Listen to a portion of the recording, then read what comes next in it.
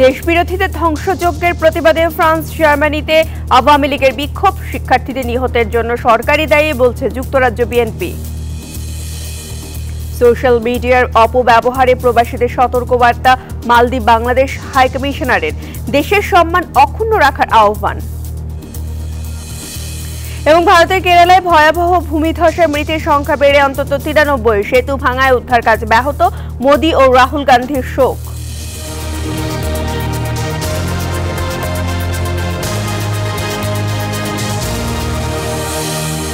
স্বাগত জানাচ্ছি প্রবাসী নিউজ 24 সংবাদের সঙ্গে রয়েছি আমি প্রিয়াঙ্কা বণিক। দেখছিলেন সংবাদ শিরোনাম, এবার পুরো সংবাদ। কোটা আন্দোলনকে কেন্দ্র করে সহিংসতা, অগ্নিসংযোগ, ধ্বংসযজ্ঞ ও শিক্ষার্থী নিহতের প্রতিবাদে বিক্ষোভ করেছে যুক্তরাজ্য, জার্মানি ও ফ্রান্স আওয়ামী লীগ। এদিকে কোটা আন্দোলনে শিক্ষার্থীদের প্রাণহানির প্রতিবাদে বিক্ষোভ করেছে যুক্তরাজ্য বিএনপি। প্রতিনিধিদের পাঠানো তথ্য ও ছবিতে বিস্তারিত ডেস্ক রিপোর্টে। কোটা আন্দোলন ঘিরে বাংলাদেশে ঘটে যাওয়া সহিংসতা, অগ্নিসংযোগ ও ধ্বংসযজ্ঞের প্রতিবাদে লন্ডনের পার্লামেন্টের সামনে সমাবেশ করেছে যুক্তরাজ্য আওয়ামী লীগ। তাদের ডাকে সাড়া দিয়ে সেখানে যোগ দেন বিভিন্ন অঙ্গ সংগঠন ও প্রগতিশীল সামাজিক, সাংস্কৃতিক ও মানবাধিকার সংগঠনের নেতারা। যুক্তরাজ্যের ওয়েস্টমিনিস্টার পার্লামেন্টের সামনেও প্রতিবাদ সমাবেশ করেছে যুক্তরাজ্য আওয়ামী লীগ। সমাবেশ স্থলে উপস্থিত ছিলেন ব্রিটিশ রাজনীতিবিদরাও। এ সময় যুক্তরাজ্য আওয়ামী লীগের নেতৃবৃন্দ কোটা আন্দোলন ঘিরে চলমান সহিংসতা সম্পর্কে ব্রিটিশ রাজনীতিবিদদের অভিহিত করে তাদের হাতে একটি স্মারকলিপি তুলে দেন। এদিকে ব্রিটিশ প্রধানমন্ত্রীর অফিস 10 ডাউনিং স্ট্রিটের সামনে বিক্ষোভ করেছে যুক্তরাজ্য বিএনপি। কোটা আন্দোলনে শিক্ষার্থীদের প্রাণহানির ঘটনায় সরকারকে দায়ী করেন তারা। উভয় পক্ষের সভাকে কেন্দ্র করে টান টান উত্তেজনা বিরাজ করে। দেশে কোটা সংস্কার আন্দোলনে শিক্ষার্থীদের কাঁধে বন্দুক রেখে জ্বালাও পোড়াও এবং ধ্বংসাত্মক কর্মকাণ্ড চালিয়েছে বিএনপি জামায়াত শিবির, এমন দাবি করেছে জার্মান আওয়ামী লীগ সহ দেশটির অঙ্গ সংগঠনগুলো। জার্মান আওয়ামী লীগের সভাপতি মিজানুর হক খানের সভাপতিত্বে এই প্রতিবাদ সমাবেশে দেশ বিরোধী অশুভ শক্তিকে প্রতিহতের আহ্বান জানান বক্তারা।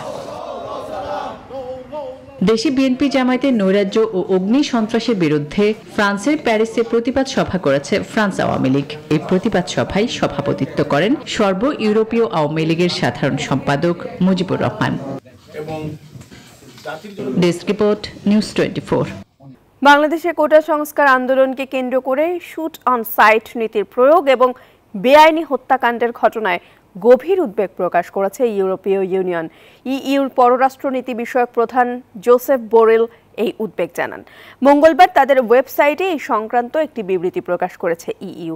এদিকে বাংলাদেশে আন্দোলনরত শিক্ষার্থীদের বিরুদ্ধে আইন শৃঙ্খলা রক্ষাকারী বাহিনীর অতিরিক্ত শক্তি প্রয়োগে উদ্বিগ্ন জাতিসংঘ মহাসচিব অ্যান্টনিও গুতেরেস। সোমবারের ব্রিফিংয়ে একথা জানান মহাসচিবের মুখপাত্র স্টিফেন ডুজারিক। বাংলাদেশ ইস্যুতে এক বিবৃতিতে তিনি সব ধরনের সহিংসতার দ্রুত, স্বচ্ছ ও নিরপেক্ষ তদন্তের আহ্বান পুনর্ব্যক্ত করেন। সেই সঙ্গে দায়ী সবার জবাবদিহিতা নিশ্চিতের আহ্বান জানান। সোশ্যাল মিডিয়ার অপব্যবহারের ফাঁদে না পড়তে প্রবাসীদের প্রতি আহ্বান জানিয়েছেন মালদ্বীপে নিযুক্ত বাংলাদেশের হাইকমিশনার। বৈধভাবে কাজ করে মাথা উঁচু করে দাঁড়াতে প্রবাসীদের প্রতি আহ্বান জানান তিনি। মালদ্বীপ প্রবাসীদের সাথে মত বিনিময় সভায় এই কথা বলেন high commissioner rear admiral SM Abul Kalam Azad. Maldives থেকে ইমরান তালুকদারের পাঠানো প্রতিবেদন। অবৈধ অভিবাসীদের ধরতে মালদ্বীপ হোমল্যান্ড সিকিউরিটি বিভাগ দেশ জুড়ে অপারেশন কুরাঙ্গি নামে অভিযানে নেমেছে। এতে কাগজপত্র জটিলতায় অনেক বাংলাদেশীয় হচ্ছেন হয়রানির শিকার। তাই ধরপাকড় নিয়ে এখনো আতঙ্কে প্রবাসীরা। তবে বৈধ শ্রমিকরা যাতে হয়রানির শিকার না হয় সেদিকে নজর রাখছে বাংলাদেশ দূতাবাস।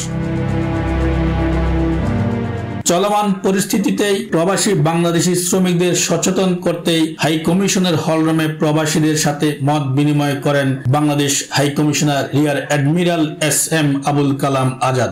এই সময় প্রবাসীদের বিভিন্ন প্রশ্নের উত্তর দেন মিশনের শ্রম কাউন্সিলর মোহাম্মদ সোহেল পারভেজ। তিনি প্রবাসীদের অবৈধ মাদক, ডলার ব্যবসা ইত্যাদি থেকে বিরত থাকার অনুরোধ জানান। মাদক বিক্রি এবং মাদক ব্যবহার এটাই তারা বিভিন্ন সময় অ্যারেস্ট হচ্ছে। এটা তো আমাদের দেশের জন্য কোনো সুখকর বিষয় না। আপনি যে কোনো একজন বাংলাদেশী যদি মাদকের কারণে অ্যারেস্ট হয় বিশেষ করে মাদক কেনাবেচার জন্য অ্যারেস্ট হয়, এটা কিন্তু ভয়াবহ পরিণাম। আরো একটা বিষয় আমরা দেখতে পাচ্ছি জানেন যে টুরিস্ট বিষয়ে লোক এসে কাজের সন্ধান, এইটার যে সুযোগ সেটা যদি অপব্যবহার করা হয়, যদি টুরিস্ট বিষয়ে এসে এখানে কাজ করা হয়, সেটা কিন্তু এই আইনের লঙ্ঘন। অনেক সময় দেখি আমরা বাংলাদেশিরা বিভিন্ন অপরাধে জড়িত হয়ে যাই, অনেক কিছু করি।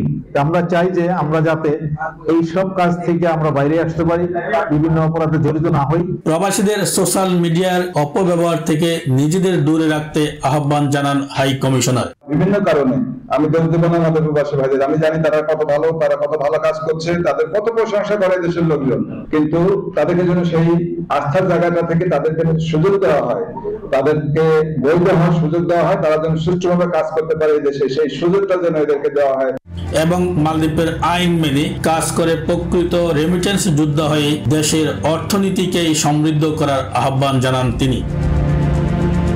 ইমরান তালুকদার, নিউজ 24, মালদ্বীপ।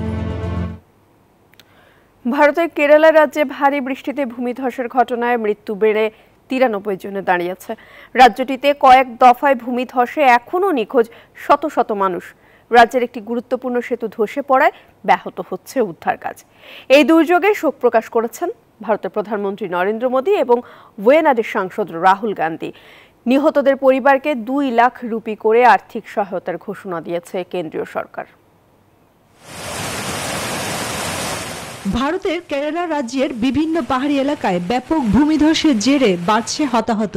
স্থানীয় সময় মঙ্গলবার ভোরে এই ঘটনা ঘটে। একের পর এক ভূমিধসে চরম বিপর্যয়ে ওয়েনাডের জনপদ।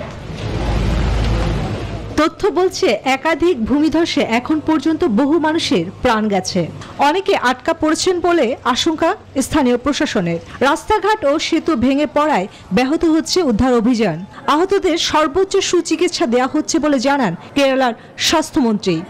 All hospitals are set and we have received some. আটকে পড়াদের উদ্ধারে সেনাবাহিনী কাজ করছে, আহতদের সর্বোচ্চ সুচিকিৎসা দেয়া হচ্ছে। একটি অস্থায়ী সেতু নির্মাণের কাজ করছে সেনাবাহিনী। দিনভর বৃষ্টির পূর্বাভাস, পরিস্থিতি খুবই গুরুতর। এই দুর্ঘটনায় শোক প্রকাশ করেছেন প্রধানমন্ত্রী নরেন্দ্র মোদী এবং ওয়েনাডের সাংসদ রাহুল গান্ধী। মৃতদের পরিবারকে আর্থিক সাহায্য দেওয়ার কথাও ঘোষণা দিয়েছেন প্রধানমন্ত্রী মোদী।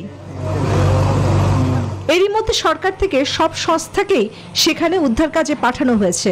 কেন্দ্রীয় ও রাজ্যের কর্তৃপক্ষ ইতিমধ্যে ব্যাপক অনুসন্ধান ও উদ্ধার অভিযান শুরু করেছে। Kerala state disaster management authority বলেছে, ক্ষতিগ্রস্ত এলাকায় মোতায়েন করা হয়েছে ফায়ার ফোর্স ও জরুরি সেবা দেওয়া কর্মীদের। চন্দ্রা, নিউজ 24। প্রবাসী নিউজ 24 নিচ্ছে একটা বিরতি, সঙ্গেই থাকুন। স্বাগত আরেকবার প্রবাসী নিউজ 24-এ। আজকের মধ্যে জামায়াত শিবিরের রাজনীতি নিষিদ্ধ হবে বলে জানিয়েছেন আইনমন্ত্রী আনিসুল হক। মঙ্গলবার দুপুরে সচিবালয়ে সাংবাদিকদের তিনি বলেন, নির্বাহী আদেশেই এই সিদ্ধান্ত হবে। এদিকে স্বরাষ্ট্রমন্ত্রী জানিয়েছেন, জামায়াত শিবির নিষিদ্ধ করার কাজ প্রক্রিয়াধীন, যে কোনো সময় আসবে নিষিদ্ধের ঘোষণা। সম্প্রতি কোটা আন্দোলনকে কেন্দ্র করে সারা দেশে ঘটে যাওয়া সহিংস ঘটনায় প্রাণহানি এবং সরকারি সম্পদ ধ্বংসের সাথে জামায়াত শিবিরের সংশ্লিষ্টতা রয়েছে এমন তথ্য আছে সরকারের কাছে। এমনটা জানিয়ে রাষ্ট্রের জন্য হুমকি স্বরূপ জামায়াত শিবিরকে নিষিদ্ধ করার বিষয়ে সোমবার 14 দল বৈঠকে একমত হয়। বুধবারের মধ্যে নিষিদ্ধ করার কাজ শেষ করতে আইনমন্ত্রী ও স্বরাষ্ট্রমন্ত্রীকে দায়িত্ব দেন 14 দলের সভাপতি শেখ হাসিনা। বাংলাদেশটাকে যেন ধ্বংস করে ফেলা। মঙ্গলবার দুপুরে সচিবালয়ে নিজ দপ্তরে আইনমন্ত্রী আনিসুল হক এ বিষয়ে সাংবাদিকদের জানান, নির্বাহী আদেশে বুধবারের মধ্যে নিষিদ্ধ হচ্ছে দলটি। মাননীয় প্রধানমন্ত্রী আমাকে নির্দেশ দিয়েছেন, এটা ঠিক যে আগামী কালকের মধ্যে একটা ব্যবস্থা নেওয়ার। এই দলটাকে যদি আপনার নিষিদ্ধ করা হয় তাহলে আইন শৃঙ্খলা এবং দেশের রাজনীতিরও অনেক উন্নতি হবে। এদিকে স্বরাষ্ট্র মন্ত্রণালয়ে অনুষ্ঠিত 7 মন্ত্রীর বৈঠক শেষে জামায়াত শিবির নিষিদ্ধের বিষয়ে জানতে চাওয়া হলে স্বরাষ্ট্রমন্ত্রী বলেন, বিষয়টি প্রক্রিয়াধীন। 14 দল সহ সবাই রাজনৈতিক একটা সিদ্ধান্ত হয়েছে, সেই সিদ্ধান্তটা বাস্তবায়ন হওয়ার জন্য যে সমস্ত প্রক্রিয়ার দরকার সেগুলি চলছে। এটা প্রক্রিয়া চলছে, এটা হয়তো 1 ঘন্টা হতে পারে, 10 ঘন্টা হতে পারে, 1 দিন হতে পারে, মানে 2 দিন হতে পারে। 2008 সালে জামায়াতে ইসলামী দল হিসেবে নির্বাচন কমিশন থেকে নিবন্ধন পায়। 2013 সালের 1 অক্টোবর হাইকোর্ট এক রায়ের মাধ্যমে জামায়াতের নিবন্ধন বাতিল করে। এর বিপরীতে দলটি আপিল বিভাগে আবেদন করলেও 2023 সালের 19 নভেম্বর এসে আপিল বিভাগ দলটির ওই আবেদন খারিজ করে হাইকোর্টের রায় বহাল রাখে। তবে নিবন্ধন বাতিল হলেও জামায়াত ইসলামের রাজনীতি নিষিদ্ধ ছিল না। শানাজি ইয়াসমিন, নিউজ 24, ঢাকা। শিক্ষার্থীদের যৌক্তিক আন্দোলন মোকাবেলায় ব্যর্থ হয়ে তা ভিন্ন খাতে প্রবাহিত করার অপচেষ্টা চালাচ্ছে সরকার, এমন মন্তব্য করেছে ঢাকা বিশ্ববিদ্যালয়ের বিএনপিপন্থী শিক্ষকদের সংগঠন সাদা দল। এদিকে বিএনপি মহাসচিব মির্জা ফখরুল ইসলাম আলমগীর অভিযোগ করেন, জামায়াত নিষিদ্ধের সিদ্ধান্ত ইস্যু পরিবর্তনের অপকৌশল। মঙ্গলবার পৃথক সংবাদ সম্মেলনে তারা এসব কথা বলেন। চলমান ছাত্র আন্দোলনকে কেন্দ্র করে প্রাণহানি ও উদ্ভূত পরিস্থিতি নিয়ে সংবাদ সম্মেলনের আয়োজন করে ঢাকা বিশ্ববিদ্যালয়ের বিএনপিপন্থী শিক্ষকদের সংগঠন সাদা দল। এ সময় লিখিত বক্তব্যে সংগঠনটির আহ্বায়ক অভিযোগ করেন, শিক্ষার্থীদের আন্দোলনকে ব্যর্থ করতে সরকার ষড়যন্ত্র তত্ত্ব নিয়ে মাঠে নেমেছে। শিক্ষার্থীদের এই যৌক্তিক আন্দোলন মোকাবেলা করতে ব্যর্থ হয়ে সরকার ষড়যন্ত্র তত্ত্ব এবং তৃতীয় পক্ষের ইন্ধন ইত্যাদি বয়ান তৈরি করে ঘটনাকে ভিন্ন খাতে প্রভাবিত করার অপচেষ্টা চালাচ্ছে। একই দিনে গুলশানে সংবাদ সম্মেলনে বিএনপি মহাসচিব বলেন, যৌক্তিক আন্দোলন থেকে দৃষ্টি সরাতেই জামাত শিবির নিষিদ্ধের বিষয়টি সামনে এনেছে সরকার। সরকার একটা ইস্যু তৈরি করে, সেই ইস্যুকে ডাইভার্সনের দিকে নিয়ে যায়। এখন আবার এটাকে তারা ওই একই আরেকটি তাদের একটা প্রজেক্ট। আমরা বিশ্বাস করি যে যারা যারা এখানে রাজনীতি করে তাদের অধিকার আছে রাজনীতি করার। এখন জনগণের দায়িত্ব হচ্ছে সেটা কার রাজনীতি সে গ্রহণ করবে, কার রাজনীতি সে গ্রহণ করবে না। জঙ্গিবাদের অভিযোগ এনে জামাতকে নিষিদ্ধ করার উদ্যোগ নেওয়া হলেও বিএনপি মহাসচিব বলছেন, দেশে জঙ্গিবাদের সবচেয়ে বড় পৃষ্ঠপোষক আওয়ামী লীগ। সবচেয়ে বড় পৃষ্ঠপোষক ওই সরকার পরিকল্পিতভাবে এই দেশের জঙ্গিবাদের তারা পৃষ্ঠপোষকতা করেন। ফজলা রাব্বি, সৌরভ, নিউজ 24, ঢাকা। কোটা আন্দোলনের সহিংসতায় নিহতদের স্মরণে রাষ্ট্রীয়ভাবে পালিত হয়েছে শোক দিবস। দিবসটি ঘিরে কালো ব্যাজ ধারণ ও ধর্মীয় উপাসনালয়গুলোতে করা হয় প্রার্থনা। একই দিনে নিহতদের স্মরণে লাল আন্দোলন করেছেন কোটা সংস্কার আন্দোলনকারীরা, যার সমর্থনে সামাজিক মাধ্যম থেকে শুরু করে বিভিন্ন বিশ্ববিদ্যালয়ের শিক্ষক ও অভিভাবকরাও মাঠে নামে। শিক্ষার্থীদের কোটা আন্দোলন সময়ের ব্যবধানের রূপ নেয় সহিংসতায়। সরকারি হিসাব বলছে এ ঘটনায় প্রাণ হারিয়েছে 150 মানুষ, যাদের স্মরণে সারা দেশে শোক পালনের সিদ্ধান্ত নেয় সরকার। শোক পালনে অংশ হিসেবে সকাল থেকে সচিবালয় সহ সরকারি ও বেসরকারি অফিস আদালতে কর্মকর্তা কর্মচারীদের কালো ব্যাজ পরে অফিস করতে দেখা যায়। স্বরাষ্ট্র মন্ত্রণালয় সহ কয়েকটি মন্ত্রণালয়ে মিলাদ মাহফিলের আয়োজন করা হয়। বঙ্গবন্ধু এভিনিউয়ে সহিংসতা নিহতদের স্মরণে দোয়া মোনাজাত ও 1 মিনিটের নীরবতা পালন করে আওয়ামী লীগ। এছাড়া দেশ জুড়ে কালো ব্যাজ ধারণ করা সহ মসজিদ, মন্দির, প্যাগোডা সহ ধর্মীয় উপাসনালয়ে চলে প্রার্থনা। একই দিনে চোখে মুখে লাল কাপড় বেঁধে ছবি তুলে তা অনলাইনে প্রচারের কর্মসূচি দেয় বৈষম্য বিরোধী আন্দোলন, যার সমর্থনে প্রতিবাদী সামাজিক ও সাংস্কৃতিক সংগঠনের উদ্যোগে এক প্রতিবাদী গানের মিছিলের আয়োজন করা হয় গুলিস্তানে। যার রেশ ধরে ফেসবুকে অনেকে লাল রঙের ছবি শেয়ার করেন। জাহাঙ্গীরনগর ও রাজশাহী বিশ্ববিদ্যালয়ের শিক্ষকরা মাথায় ও মুখে লাল কাপড় বেঁধে আন্দোলনে সংহতি জানিয়ে বিক্ষোভ ও প্রতিবাদ করেছে। দেখুন আমাদের এই 24-এর প্রজন্ম কি করছে। তাসলিম তৌহিদ, নিউজ 24, ঢাকা। কোটা সংস্কার আন্দোলন ঘিরে সংঘর্ষে প্রাণহানির দায় সরকারের বলে মনে করেন দেশের বিশিষ্ট নাগরিকেরা। তারা বলেন, গুলি করে আন্দোলন দমানোর অসুস্থ মানসিকতার কারণেই এই অবস্থার সৃষ্টি হয়েছে। মঙ্গলবার দুপুরে ঢাকা রিপোর্টার্স ইউনিটিতে হত্যা, অবৈধ আটক ও নির্যাতনের বিচার চাই শীর্ষক সংবাদ সম্মেলনে নিজেদের এমন মনোভাব তুলে ধরেন বিশিষ্ট নাগরিকেরা। হীনতার মধ্যে ঠেলে দেওয়া থেকে শুরু করে সরাসরি প্রত্যক্ষভাবে খুনের সাথে জড়িত আইনপ্রয়োগকারী সংস্থা বাংলাদেশে এভিডেন্সেস আর অ্যাবসলিউটলি ক্লিয়ার। কাজে তাদের কাছে তো আমাদেরকে বিচার চাইতে হচ্ছে। তাদের 6টার মধ্যে বের হওয়ার কথা, তাদেরকে কেন টিয়ার সেল ছুঁড়ে মেরে, আবার ছাত্রলীগের ছেলেরা অপেক্ষা করছিল তাদেরকে মারার জন্য। ছাত্ররা কি বলেছে সরকারের পতন চাই? ছাত্ররা কি বলেছে নতুন নির্বাচন চাই? তাহলে তো এগুলি বলে নাই। আপনারা এই দাবি মেনে নিচ্ছেন না কেন? কোটা সংস্কার আন্দোলনকে কেন্দ্র করে সম্প্রতি দেশের বিভিন্ন স্থানে সন্ত্রাসী হামলায় আহতদের শারীরিক অবস্থা ও চিকিৎসার খোঁজ খবর নিতে রাজধানীর শহীদ সোহরাওয়ার্দী মেডিকেল কলেজ হাসপাতাল পরিদর্শন করেছেন প্রধানমন্ত্রী শেখ হাসিনা। মঙ্গলবার বিকেল 5টায় শহীদ সোহরাওয়ার্দী মেডিকেল কলেজ হাসপাতালে যান প্রধানমন্ত্রী। এই সময় প্রধানমন্ত্রী চিকিৎসাধীন আহতদের খোঁজ খবর নেন, তাদের সঙ্গে কথা বলেন। আহতদের যথাযথ চিকিৎসা নিশ্চিতে হাসপাতাল কর্তৃপক্ষকে প্রয়োজনীয় নির্দেশনাও দেন। গুরুতর আহতদের কষ্ট প্রত্যক্ষ করেন এবং বর্বরতার কথা শুনে আবেগাপ্লুত হতে দেখা যায় প্রধানমন্ত্রী শেখ হাসিনাকে। পরিদর্শনকালে শহীদ সোহরাওয়ার্দী মেডিকেল কলেজ হাসপাতালের পরিচালক ডাক্তার মোহাম্মদ শফিকুর রহমান আহতদের চিকিৎসায় নেওয়া পদক্ষেপের কথা প্রধানমন্ত্রীকে অবহিত করেন।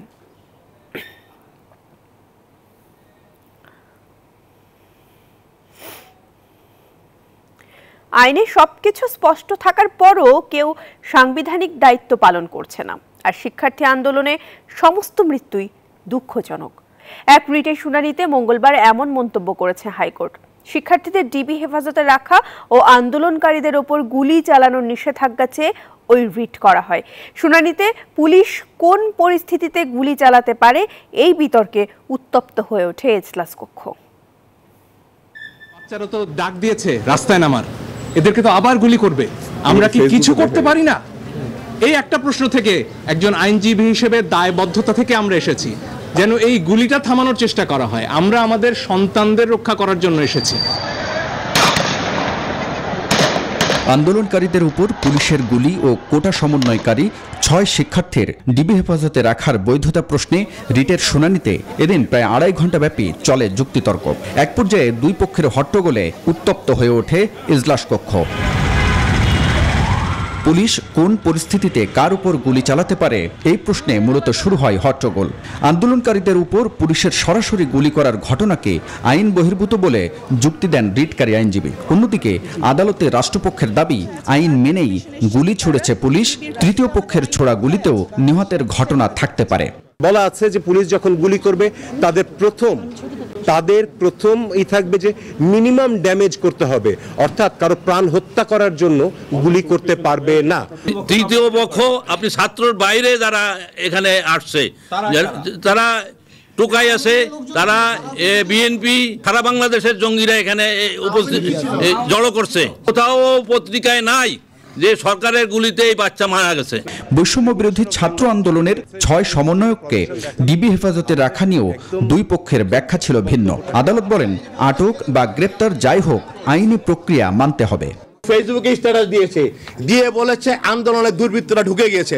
পরের দিন কিন্তু ওকে মৃত অবস্থায় পাওয়া যায়, সন্দেহ করা হচ্ছে ওকে খুন করা হয়েছে। তার প্রেক্ষিতে এই 6 জনকে এই নিরাপত্তা এখন আপনারাই বলেন, সরকার কি অপেক্ষা করবে এই 6 জনকে দুর্বৃত্তরা মেরে ফেলবে? আমরা জানতে চাচ্ছি কোন লয়ের আন্ডারে ওনাদেরকে রেখেছেন। ওনারা বারবার বলছেন ওনারা নিজে যেতে চেয়েছেন, এখন নিজে যে যেতে চেয়েছেন এই প্রমাণাদিটা কোথায়?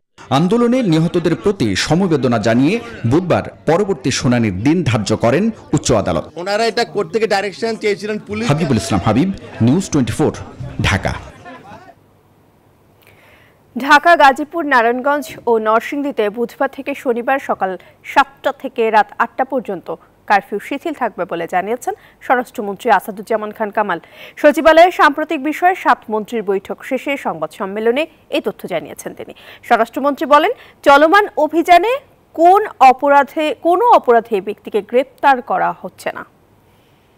বাংলাদেশেই পরিস্থিতি ধীরে ধীরে স্বাভাবিক হয়ে আসছে এবং স্বাভাবিক হয়ে যাওয়ার কারণেই আমরা আমাদের যে সন্দেহ আইন যেটা আমাদের ছিল সেইটাও আমরা আরো কিছু পরিবর্তন করার আমরা সিদ্ধান্ত নিয়েছি।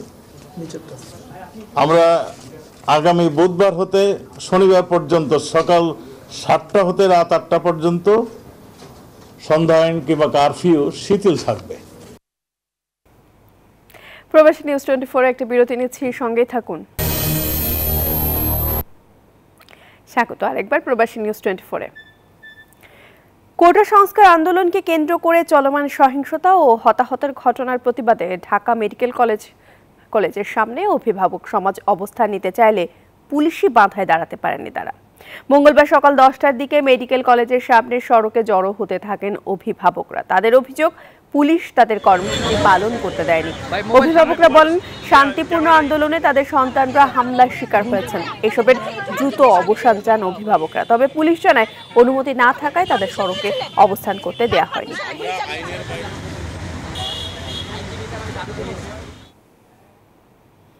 কোটা সংস্কার আন্দোলনে শিক্ষার্থীদের হত্যার বিচার ও মিথ্যা মামলা প্রত্যাহার সহ 9 দফা দাবিতে খুলনায় সড়ক অবরোধ করে বিক্ষোভ করেছেন বিভিন্ন শিক্ষা প্রতিষ্ঠানের শিক্ষার্থীরা। মঙ্গলবার দুপুর 12:30 থেকে তারা শিববাড়ি মোড় ও খুলনা যশোর রোডে অবস্থান নিয়ে বিভিন্ন স্লোগান দিতে থাকেন। এই সময় যানবাহন চলাচল বন্ধ হয়ে যায়। পরে আইন শৃঙ্খলা বাহিনীর বাধায় দুপুর 2টার দিকে শিক্ষার্থীরা শিববাড়ি মোড় থেকে চলে গেলে যান চলাচল স্বাভাবিক হয়। এদিকে কোটা সংস্কার আন্দোলন ঘিরে সহিংসতা ও নিহতের ঘটনায় প্রতিবাদ জানিয়ে গ্রাফিতি ও দেয়াল লিখন কর্মসূচি পালন করেছেন ফেনীর সাধারণ শিক্ষার্থীরা।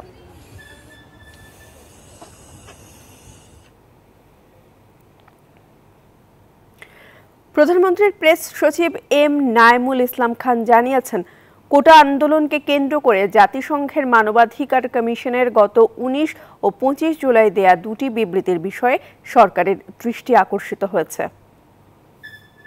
মানবাধিকার কমিশন বর্তমান কোটা বিরোধী আন্দোলন চলাকালীন মানবাধিকার লঙ্ঘনের ব্যাপারে যে সংশয় প্রকাশ করেছেন, সেই বিষয়টি আমাদের দৃষ্টি আকর্ষণ করেছে। জাতিসংঘের মানবাধিকার কমিশন প্রস্তাব করেছে যে বিচার বিভাগীয় তদন্ত কমিটির কাজে তারা প্রয়োজনে কারিগরি সহায়তা দিতে আগ্রহী। ইতিমধ্যেই মাননীয় প্রধানমন্ত্রী সেই প্রস্তাব গ্রহণ করেছেন এবং এই ব্যাপারে যোগাযোগও জাতিসংঘের সাথে শুরু হয়ে গেছে। এবার খেলার সংবাদ।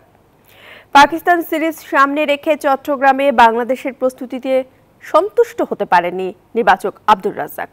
ডারউইনে পাকিস্তান শাহিনসের বিপক্ষে এই দলের জয়কে দেখছেন বাড়তি টনিক হিসেবে। তবে টেস্টে ক্রিকেটারদের ধারাবাহিকতার অভাব হিসেবে সাবেক নির্বাচক মিনহাজুল আবেদিন নান্নুর মতে পরিকল্পনার অভাব। এদিকে বিসিবি সভাপতিও স্বীকার করেছেন এই বিষয়টি। সাদা পোশাকে বরাবরই মলিন বাংলাদেশের পারফরমেন্স। টেস্ট চ্যাম্পিয়নশিপে নতুন সার্কেলেও টাইগারদের অবস্থান তলানিতে।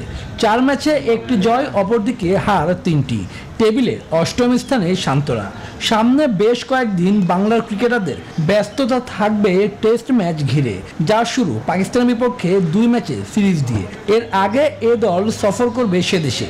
এরই মধ্যে ঘোষণা করা হয়েছে দলও। ওই যে বললাম, ধরেন মুশফিক যাচ্ছে, মুশফিক কিন্তু এ টিমের হয়ে যাচ্ছে। মুশফিক আলাদাভাবে বলবো না ভাই কারো কথা, তো এরকম যাবে। আপনার মমিনুল আছে, মুশফিক আছে।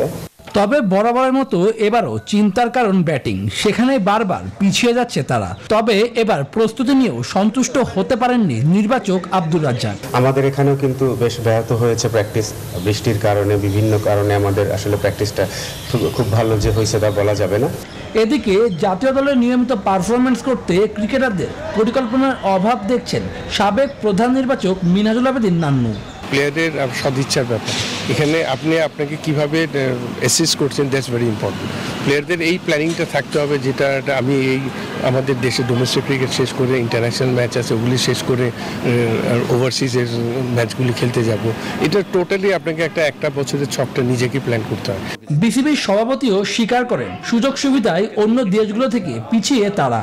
আমরা কিন্তু এত খেলা খেলে অভ্যস্ত না, এবং আমাদের প্লেয়াররা যত ইনজুরি প্রোন, এটা এত বেশি ইনজুরি প্রোন দেখা যায় না সাধারণত। পাকিস্তানের বিপক্ষে টেস্ট সিরিজ খেলতে আগামী 17 আগস্ট দেশ ছাড়বে টাইগাররা।